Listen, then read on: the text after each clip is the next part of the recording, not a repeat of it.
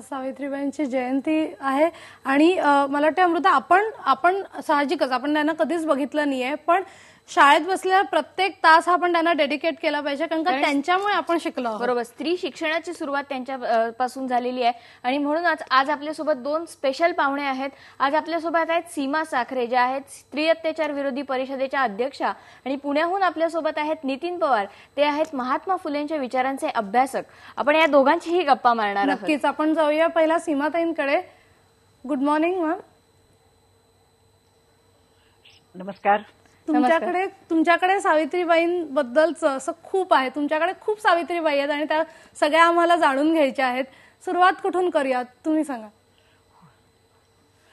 मला असं वाटतं सावित्रीबाई फुले यांना क्रांतिज्योती म्हणतात आणि खरंच त्यांनी त्या काळात जी क्रांती केली त्या क्रांतीची ज्योत पेटवली आणि त्याच भरवशावरती आता स्त्रिया स्वतःच्या स्वातंत्र्यासाठी, सामाजिक समतेसाठी आणि न्यायासाठी लढत आहे.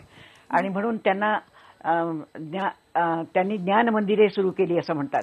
सावित्रीबाईंची शाळा जी 1848 मध्ये भिड्यांच्या वाड्यामध्ये सुरू झाली, ही शाळा फक्त आई शिकवणारी शाळा नव्हती, तर ती सामाजिक क्रांतीचं एक माध्यम होतं.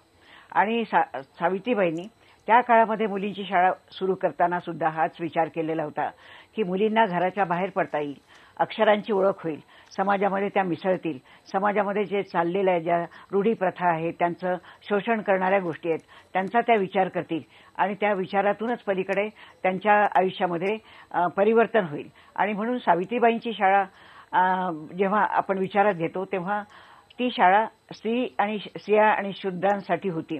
स्त्रियांना मुळी शूद्र समजलं जात होतं.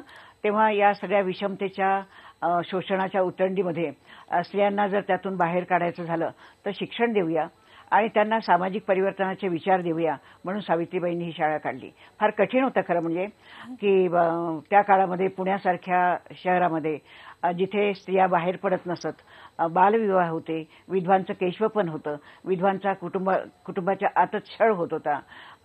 त्या अशा वेळी स्त्रियांच्या शिक्षणाचा विचार करणं, त्यांना शिक्षणासाठी बाहेर काढणं हे फार समाजाला धक्कादायक होतं. आणि सावित्रीबाईंना त्याचा त्रासही झाला. म्हणजे ज्योतिबा फुलेंना सावित्रीबाईंचं शिक्षण हवं होतं, सावित्रीबाई शिकल्या, इतरांच्या मुलींना शिकवण्यासाठी शिकल्या, हा फार धीटपणा होता. त्यांनी क्रांतीचं पाऊल उचललं, खूप धैर्याने चालवलं. ही शाळा चालवू नये म्हणून अनेकांनी त्रास दिला. त्यांनी शाळेत जाऊ नये म्हणून त्यांच्यावरती टीका केली, त्यांना दगड मारलेत, त्यांना परावृत्त करण्याचा प्रयत्न केला.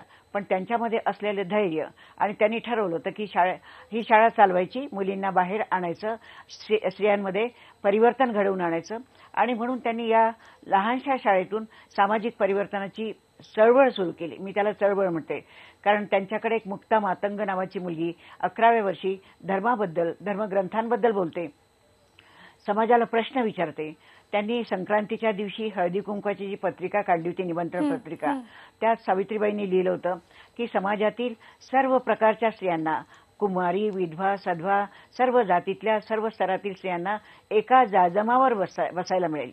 हा सावित्रीबाईंचा जो सामाजिक समतेचा आणि एकतेचा हा जाजम आहे, खूप महत्वाचा आहे. आणि सावित्रीबाई फक्त शाळा चालवून थांबलेल्या नाही. शाळा चालवताना खरं म्हणजे खूप अडचणी बाहेरच्या होत्या, घरातल्या होत्या. त्या शाळेत जात असताना त्यांच्यावर जेव्हा टीका होत असे, त्यांचा अपमान केला जात असे, तेव्हा त्यांचे सासरे गोविंदरावजी म्हणाले, ज्योतिरावांना म्हणाले, ज्योतिराव, सुनबाईचा एवढा अपमान होत असेल तर त्यांनी शाळेत जाऊ नये. आणि ज्योतिराव म्हणाले, सावित्री तर शाळेत जाणार. काय सावित्री, तुला शाळेत जायचंय? सावित्रीबाई म्हणाल्या, होय, मला तर शाळेत जायचंय. तर मग तुम्ही आमच्या घरात राहणार नाही. गोविंदरावांचं घर सोडल्यानंतर सावित्रीबाईंना घर नव्हतं, पण हे दोघेही पती पत्नी एका कपड्यानिशी बाहेर आलेत आणि त्यांनी जे शिक्षणाचं व्रत घेतलं होतं, शिक्षणाचा संकल्प केलेला होता, तो संकल्प पूर्ण करण्यासाठी बाहेर आलेत. सावित्रीबाई फक्त शाळा काढून थांबल्या आहेत असं मला वाटत नाही. त्या खऱ्या अर्थाने क्रांतिकारी म्हणजे कृतिशील होत्या. त्यांनी त्या काळामध्ये विधवांची बाळंतपणं केली, त्या मुलांना सांभाळलं, बालविवाहाला विधवांचं केशवपन. नक्कीच सीमाताई, सावित्रीबाईंबद्दल जेव्हा आपण बोलतो तेव्हा खूप आहे त्यांच्याबद्दल बोलण्यासारखं, आपण त्याच्यातून बोलणार आहोत. त्याचबरोबर आम्हाला तुम्हाला थँक्यू बोला असं वाटतं की तुम्ही आज आमच्या स्टुडिओमध्ये आला आहात. It is really nice. आम्ही तुमच्याशी असंच बोलत राहणार आहोत, पण आपल्याला पुण्यालाही जायचं आहे. पुण्यामध्ये आपल्याबरोबर नितीन पवार आहेत. बरोबर. IBN लोकमत मध्ये तुमचं स्वागत. आपण आज इतकं बोलतोय, सावित्रीबाई बद्दल बोलतोय, त्यांनी शाळा सुरू केली. महात्मा फुलेंचे जे विचार होते ते सगळ्या समाजापर्यंत नेण्यासाठी त्यांचा खूप मोठा वाटा आहे. तुम्हाला काय वाटतं? अगदी बरोबर आहे. आता सीमाताईंनी जी सुरुवात केली ती अत्यंत नेमकी झाली आणि तुमचं सुरुवातीचं बोलणं मी खूप बारकाईने ऐकत होतो. सावित्रीबाईंना आधी साध्वी म्हटलं जायचं. तुम्ही बोलताना ज्ञानज्योती उल्लेख केला. सीमाताई क्रांतीज्योती म्हणाले. खरोखरच त्या क्रांतीज्योती होते.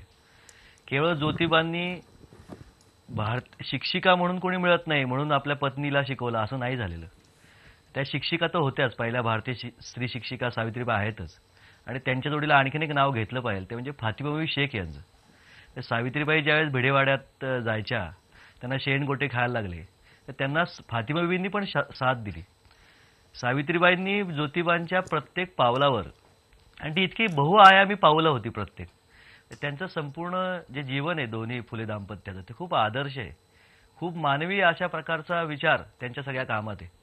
म्हणजे तो परिवर्तनवादी तर आहेच आहे, पण एकूण समग्र मानवी मूल्याला गवसणी घालणारा आहे. आणि त्या प्रत्येक पावलावर सावित्रीबाईंनी साथ दिली.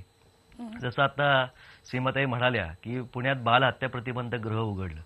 पूर्वी खूप लहान वयामध्ये विशेषतः ब्राह्मण स्त्रियांची लग्न जी व्हायची त्यामध्ये पती गेल्यानंतर त्याला वाकडं पाऊल म्हणायचं. खरं ते स्वाभाविक शरीराच्या गरजाही असायच्या. काही वेळेला अन्याय पण व्हायचा पुरुषांकडनं. त्यावेळेस जर स्त्रीला दिवस गेले तर तिने आमच्या घरात येऊन बाळंत व्हावं आणि तिच्या घरी गपचूप निघून जावं अशा प्रकारची मोकळीक देणारं काम त्यांनी त्यांच्या स्वतःच्या घरामध्ये बाल हत्या प्रतिबंधक गृह म्हणून सुरू केलं.